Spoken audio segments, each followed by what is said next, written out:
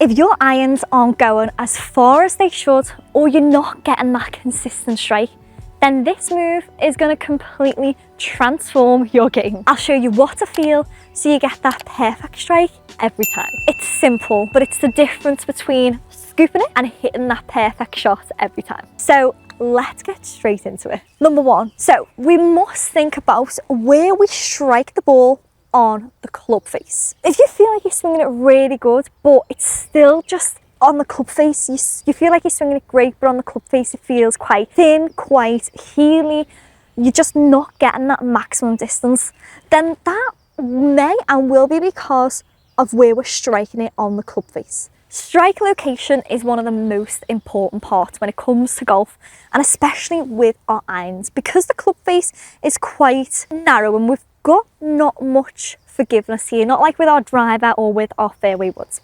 So getting the strike right is one of the most important parts. Sometimes say it's more important than speed. Getting that correct strike is crucial to hitting the ball straight, consistent and far. If we're hitting it out the heel or out the toe, then that's going to send the ball offline and really not feel as great in our hands before anything, okay? So even if you feel like you're swinging it to your maximum power, then if we're hitting it offline, off the club face, then it's not going to feel and it's not going to turn out as great. The main part of strike is hitting it out the sweet spot, which is the center when it comes to our irons. So I'm going to show you a great drill, and if you can master this, then your strikes are going to feel so pure, because the best golfers in the world, if you look at their irons, they've almost burned the centre out, they've almost burned the sweet spot, because they hit it out the centre every time. So if you're really struggling with strike, then this drill is for you. Okay, so all you need to do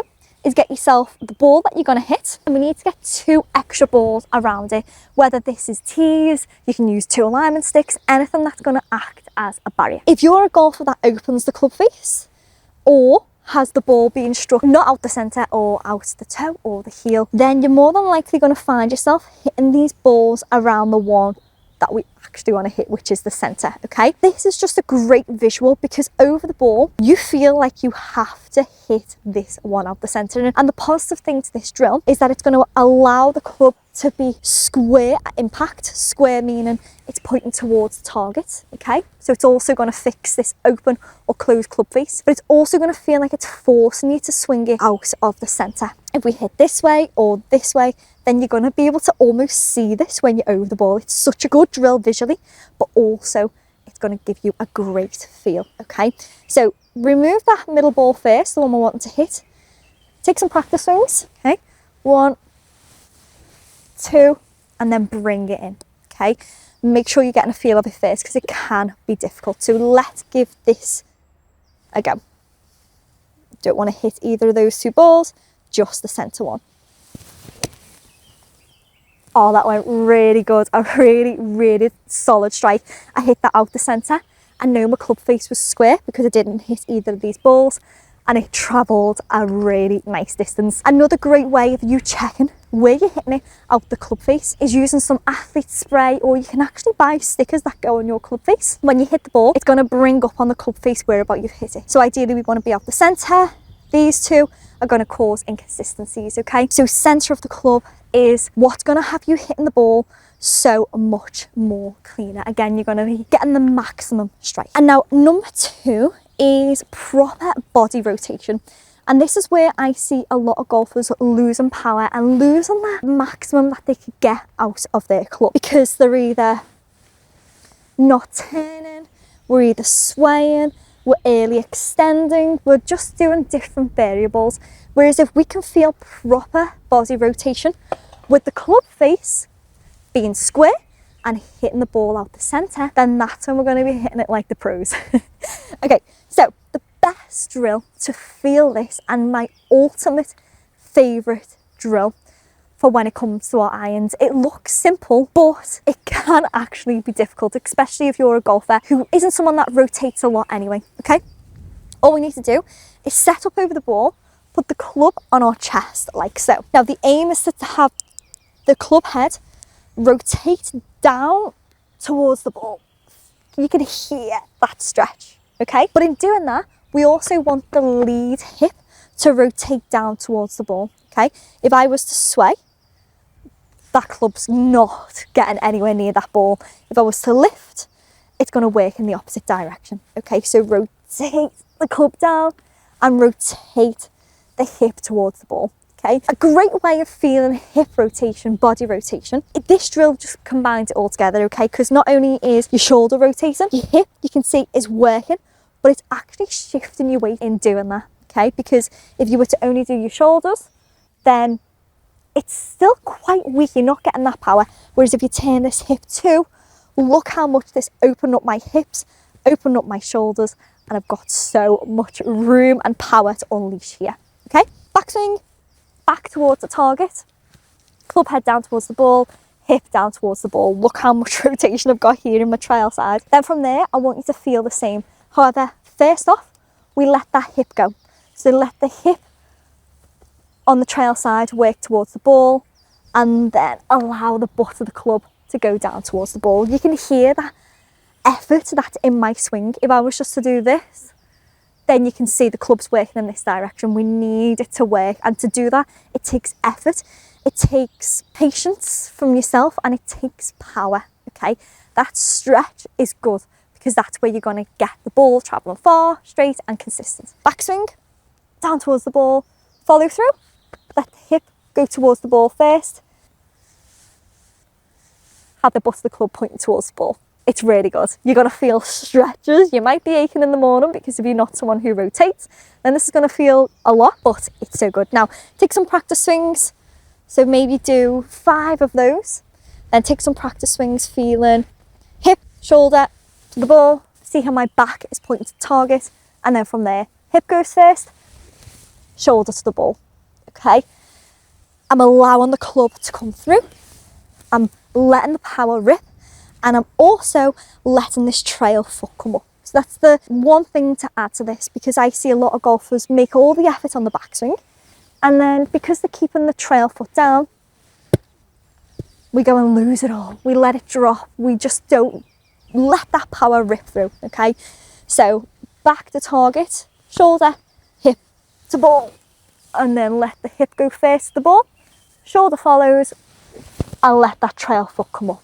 You can hear the whoosh, it sounds powerful, and that's when you're going to get the most speed and you're going to get that ball travelling further. Finally, number 3, one that doesn't require much thinking as obviously technique, and it doesn't require any swing changes. It's all about the club selection. So if I stood up to the ball and I didn't know my yardages, then I'm going to be at risk of hitting the ball too short or too far before we've even swung the club. So club selection is huge because it's what's going to give you that consistency, and it's going to allow you to drop those shots because you're going to be getting the ball on the green, you're going to be getting it to the right distance every time. I'm thinking the yellow flag just in front of us. All I want to think of is get my yardage. So I use my Nikon Coolshot Pro 3 stabilized rangefinder, and I'll zap the yardage, okay? So if I know it's 130 yards, to me, straight away, I know that's my 8 iron.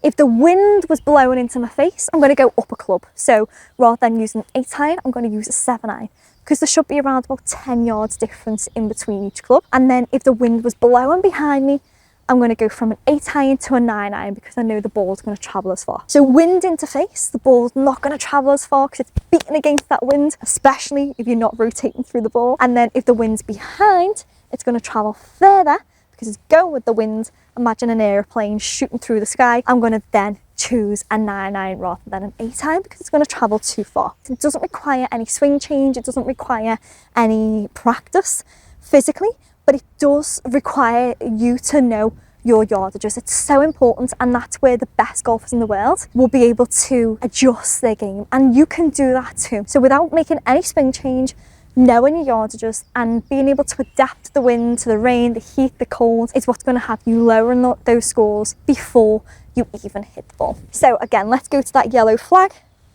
I've got the iron, I know it's going to work. I actually know this is further than 130 yards, so this is about 145. I'm going to go with my 7 iron. Really pure, that's going to go all the way. Lovely. Okay, So let's run through those once more, okay? So the first one being strike location. If we're hitting it out the wrong part of the club, then we're going to hit it left, right, thin, fat. In the winter, if you're in a cold country like me, then you thin the ball and it goes up your arm and you've got this horrible pain because you've hit out the wrong part of the club. So making sure we're hitting it out the centre, whether that's using our 2-ball drill like we've seen before, spraying some athlete's foot spray, dry shampoo, or putting a sticker on the club face to see strike location, that is crucial.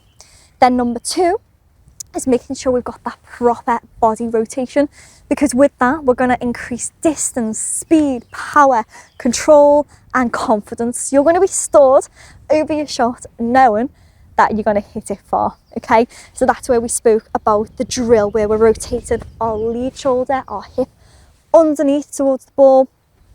We're really feeling our back to the target, and then top of backswing we allow the hips to go first, then shoulder, let that trail foot rip through, and you're going to hear the whoosh in your swing. It's so powerful and so pure. And then finally, number 3 was club selection. So using a rangefinder, again, I use my Nikon Coolshot Pro 3, stabilized. It gives me that consistency. It gives me that confidence when I'm stood over the ball. It's like having a caddy there.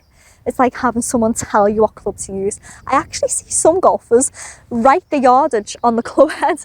I see some golfers write them down in the golf bag and they can refer to what yardage it is per club, and that's something you can do to begin with, because if you forget, then it's fine, just refer to your piece of paper or even look at the club if you write it on there. And using those 3 things are gonna massively improve your iron game. It's the 3 biggest mistakes that I see: strike location, rotation and not knowing the yardage. Okay, so if you can crack those, then we're going to be hitting it a lot better. Again, let's give this a go. So I'm really thinking center of strike, I'm thinking I'm going to rotate, and I've got the correct club.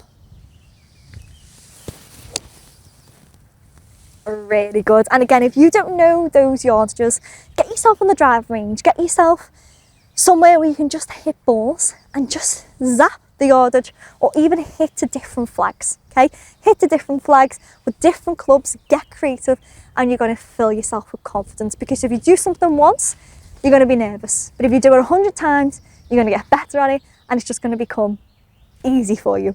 Not easy, because golf is a variable, but it's going to help you gain that confidence. So once again, if you enjoyed today's video and you took value, then I would massively appreciate if you could hit that subscribe button. It takes a second to do. It means you're going to get so much better at golf in the process, and you're never going to miss a video like this one. So hit that subscribe button, and I'll see you in the next video.